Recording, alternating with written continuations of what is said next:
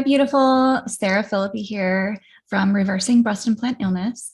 And I am working on creating a series of videos for you just so that I can start to connect with you all on a deeper level. And so I'm asking a series of questions, and I'm also going to answer them just so that we can get to know each other a bit better. So the first question here that I want to ask and then share with you, and hopefully hear your reply as well, is what was your life like prior to becoming sick? And I asked the question this way: what was life like prior to becoming sick, as opposed to what was life like prior to breast implants? Because I truly believe it's so important to take a broader look at the entire picture, not just what happened after the implants when it were placed. So I'm going to share my answer with you here to hopefully, get you thinking. And I'd love to hear your response as well. So for me, prior to becoming sick, I was quite happy and comfortable living a very conventional life, eating and drinking, whatever I wanted, which was the standard American diet, and never really concerning myself with what I was putting in or on my body. I was lifting weights at the gym, doing things like skiing and hiking and going to different sporting events, traveling internationally with my husband, making all kinds of memories together, planning for our future, and so much more. And, we were recently married as well at that point. And I would say I was thriving, even despite the fact that I wasn't living the healthiest lifestyle. And I truly didn't have a symptom to speak of. I was living in this blissful ignorance, so to speak. So, I would say there were many different stressors in my body that my body had endured kind of leading up to getting breast implants. So, for instance, my mom had lots of mercury amalgam fillings in her mouth while pregnant with me. And I was born vaginally, which is great, but only had been breastfed for about a couple of months due to insufficient milk supply. And I had colic. So clearly some gut issues. If you had colic as a child, you definitely had gut issues early on. And not being breastfed for very long and developing gut issues definitely impacts the immune system and your gut health. And we also know that toxic contamination begins in the womb. So, just beyond mercury from amalgam fillings, we are exposed to more than 230 different industrial pollutants in utero. And that takes generally 4 generations to breed out of the body. And how many of us are doing the detox work to get it out, right? So it just keeps building. And I grew up in a low income family without a lot of access to fresh, healthy foods. So most of what we ate came from boxes or cans or was frozen, or maybe even just fast food. I had a lot of sugar in my diet growing up, which really led to a significant sweet tooth and a distaste for healthy foods as an adult.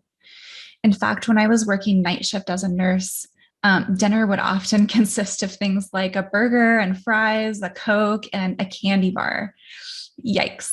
And my coworkers would always look at me and wonder how in the world I could eat like that and still be, as relatively thin as I was.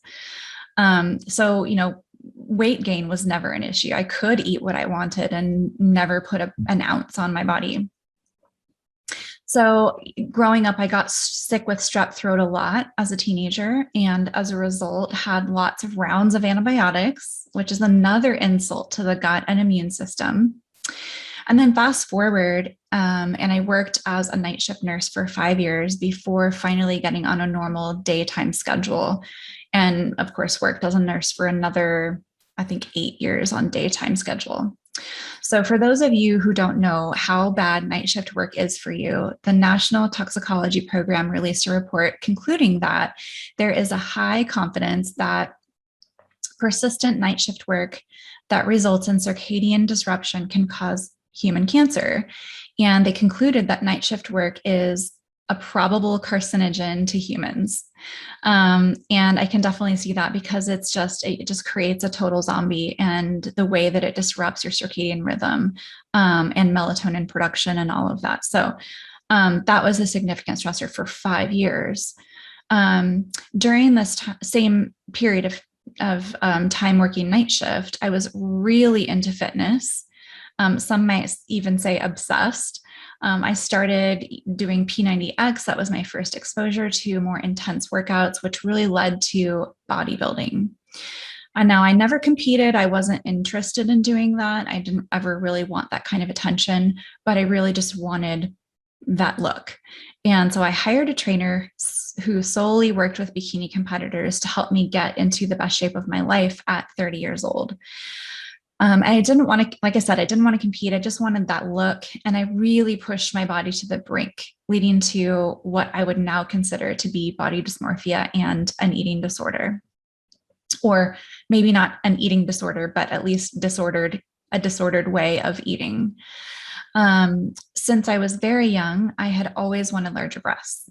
Okay, so I even remember stuffing my bra in the 6th grade, and I can actually pinpoint the exact moment in my young life when breasts became important to me. So someone who was very important in my life unintentionally planted the seed when she said, "You're going to be 4'11" just like me." You may have heard the story before, but I'm saying it again. "You're going to be 4'11" just like me, but don't worry, you're going to have the Johnson boobs. The Johnson boobs. So it was this really pivotal moment that changed everything regarding body image for me. I was told also that you should suck in your stomach and arch your back to stick your butt out because that was what was pretty. And so, being very self-conscious about how my body looked, it just opened my eyes to a whole different world, a whole different way of thinking. And big breasts became important. And this is what women were supposed to look like, right? This is what was ingrained in me. This is what women were supposed to look like and what men found sexy and attractive and wanted.